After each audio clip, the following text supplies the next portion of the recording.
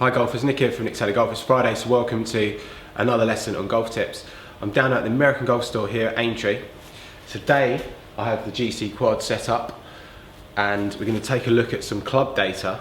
We're going to take a look at how the angle of attack can affect the strike, the launch, and also the sort of the closure of the club face as well. I'm going to take a look at what movements I tend to see in my lessons that cause these issues. So to start with, I'm just going to hit a shot. We've got Pro V1 golf balls. I'm going to be putting some data up on the screen so you can see it clearly. But just standard 7-iron. We're going to take a look at some numbers.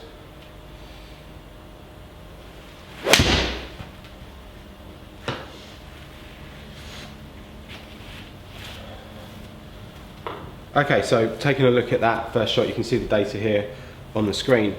So first of all, we're going to take a look at the attack angle. So that's the angle the club is travelling at as it hits the golf ball.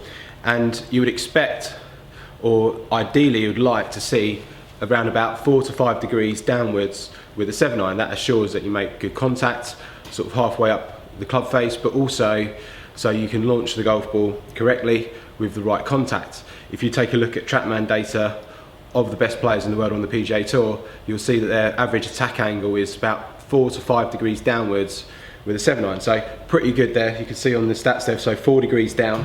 So I was pretty happy with that. If you look at the contact, slightly towards the toe, but you can see reasonably high up the face. Not too high, but obviously not too low as well. So the contact was pretty good, slightly off the toe, but apart from that, I was pretty happy with that shot. So 4 degrees down.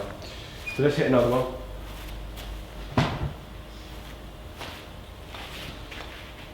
So I'm going to do the same swing, see if we get similar sort of numbers.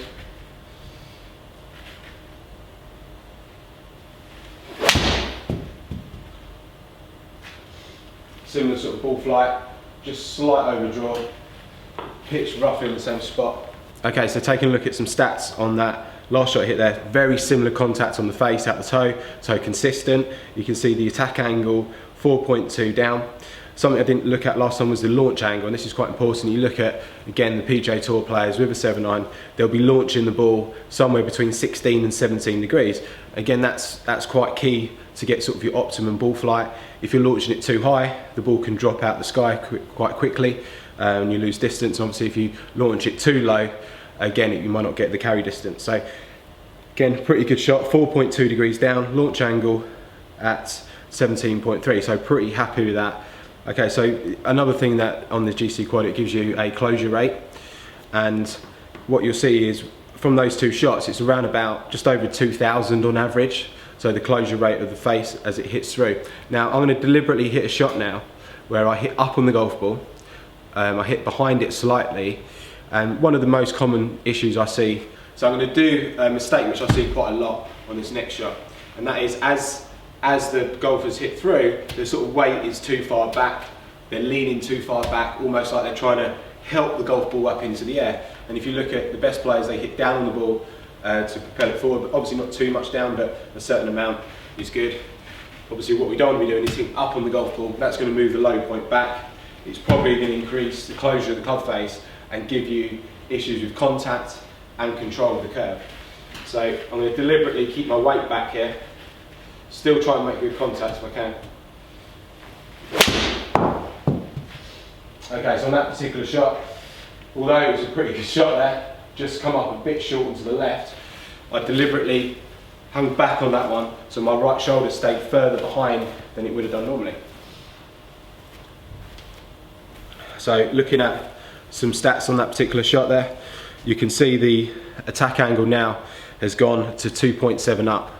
And that's really going to give you issues with your irons, with contact and distance. You're not going to get the right strike on it. You'll see I've hit almost every shot virtually in the same spot. That last particular shot was a little bit lower on the face, and you'll tend to see that with a lot of golfers that hit up on the ball, they'll tend to hit the ball lower on the face. Obviously you're not going to get that efficiency in the strike and the distance, but also again you're not going to get that control over the launch angle.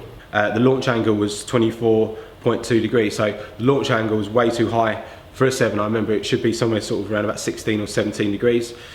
Now taking a look at the closure rate, jumped up to over 2,500 there. So by keeping the weight back, keeping that right shoulder back, or that right shoulder moving back through impact and leaning back on the shot, will generally increase the rate of closure of the club face. So it's going to hit another one, similar to that. Okay, it's going to give that another go. So again, I'm going to try and keep my weight back, feel like I'm leaning back, trying to help the ball up into the air. Obviously that right shoulder being a bit behind as well.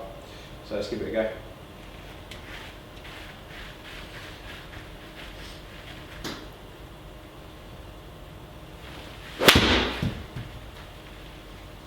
Okay, miss-hit that one pretty badly.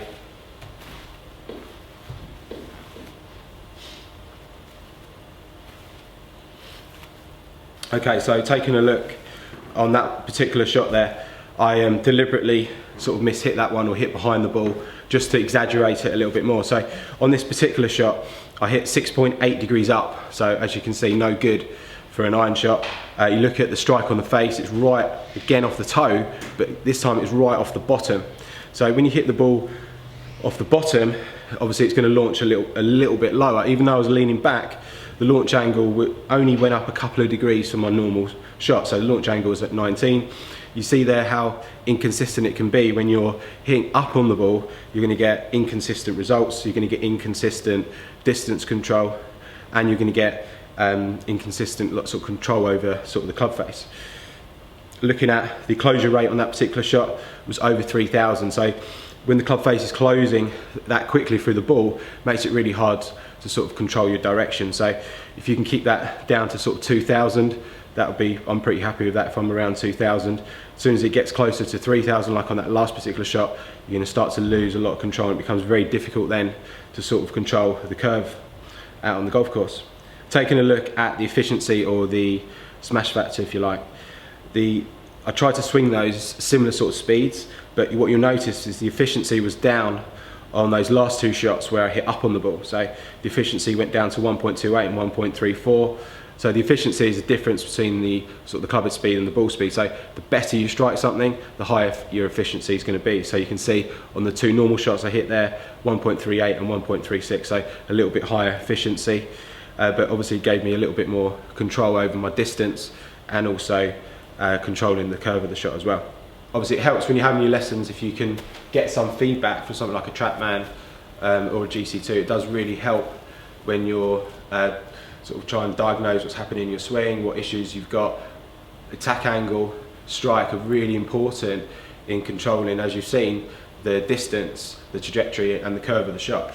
So what I did deliberately wrong in those last two swings was I deliberately hung back, I deliberately moved my head back through the ball and sort of leant back on the shot, which is something which I see quite a lot in lessons and club fitting. And I think with golf, it's subconsciously you're trying to get that ball up into the air. So a lot of golfers do, when they start, they do sort of lean back, trying to help it up into the air. But if you look at the best players, as they hit, their head will remain quite centered, and the weight will be on the left, the hands will be forward, and they'll be taking loft off that. We took a look at launch angle there a minute ago. I said ideally you want to be somewhere between 16, 17 degrees with a 7-iron. Obviously most 7-irons have somewhere between 30, 35 degrees of loft. So you can see there, obviously that launch angle a lot lower than what the loft is on the club face. So you don't need to be helping this ball up into the air. So going back to what you can do to help with your swing, a couple of checkpoints is head position. So if you can video your swing, get someone to video you from face on, take a look at your head position, make sure it's not behind where it was at setup to impact. Should be roughly in the same spot. Now again, the opposite could happen. If I swung and leant too far forward, my attack angle would obviously increase and you can get too steep as well. Again, will cause issues with a strike on the club face. But the most common one is the head being behind, and obviously the low point behind and hitting up on the ball, which is not ideal for an iron. So when you're out on the practice area, or if you get someone to video your swing, look at it from the face-on view and just check that head position is pretty much stable throughout the swing, especially from setup to impact. That's going to give you obviously a better chance of controlling the low point and sort of the angle of attack into the ball. Now, Like I said, the most common issue is someone hitting behind like this, and generally that happens in the course of the backswing and then leading into the downswing. So what I tend to see is that golfers will swing and their head will start to drift quite early on in the backswing, and then they fail to return it back in the downswing. So if you're one of those golfers that moves the head to the right away from the target in the backswing, you probably want to focus on sort of the movements of the shoulders. So this left shoulder should be moving sort of down and inwards in the backswing, not across. And that's one of the biggest issues. So make sure in your backswing the left shoulder moves down, and then as you swing through, try and make sure you get that right shoulder moving forward through the shot. So what you don't want is that right shoulder in the downswing falling back, and you don't want that left shoulder moving too much to the right in the backswing. So check the way you move your shoulders.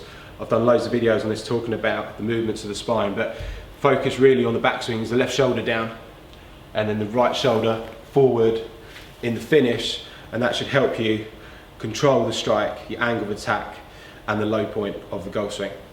So golfers, hope that helps, hope that explains a few things about the angle of attack and the strike. If you've got any comments, post them in the box below. If you don't already, please follow me on my other social media platforms such as Facebook, Instagram and Twitter.